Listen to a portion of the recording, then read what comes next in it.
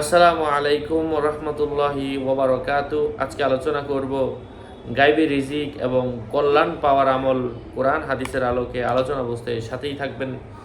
এখনও যারা চ্যানেলটি সাবস্ক্রাইব করেননি সাবস্ক্রাইব করতে ভুলবেন না। ভেরিফাই চ্যানেলের ডিসক্রিপশন বক্সে ক্লিক করলে পেজ এবং আইডি আসবে। এটা ছাড়া আলাদা অন্য কোনো পেজ নেই, আইডি নেই, ইমো নেই, হোয়াটসঅ্যাপ নেই, টিকটক নেই। নাম ছবি দেখে বিভ্রান্ত হওয়া যাবে না।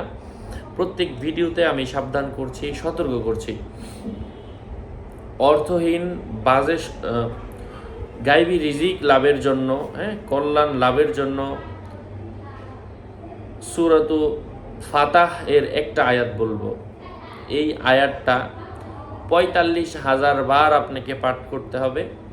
আপনি একা একা 45,000 বার এই আমলটা করবেন 45 দিনের মধ্যে।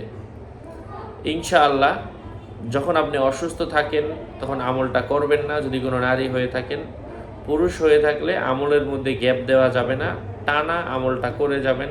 আর এই নামাজের সাথে সাথে আমল, যে কোনো আমল, অন্য অন্য ব্যক্তিগত আমল, দোয়া, জিকির, নামাজ, এই ইবাদতগুলো ঠিক রাখবেন। আশা করা যায় আল্লাহ পাক আপনাকে গায়বী রিজিক এবং কল্যাণ দান করবেন। যাই হোক, সম্মানিত পেয়ারা হাজিরিন, আমি কথা দীর্ঘায়িত না করে মূল দোয়াটা বলে দিচ্ছি। আউযু বিল্লাহি মিনাশ শাইতানির রাজিম। বিসমিল্লাহির রহমানির রহিম। ইন্না ফাতাহনা লাকা ফাতহাম মুবিনা।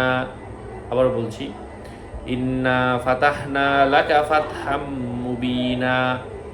আল্লাহ পাক আমাদেরকে ইখলাসের সাথে ধৈর্য ধরে বেশি বেশি আমলটা করার তৌফিক দান করেন। আরও আপডেট পেতে সাথেই থাকবেন।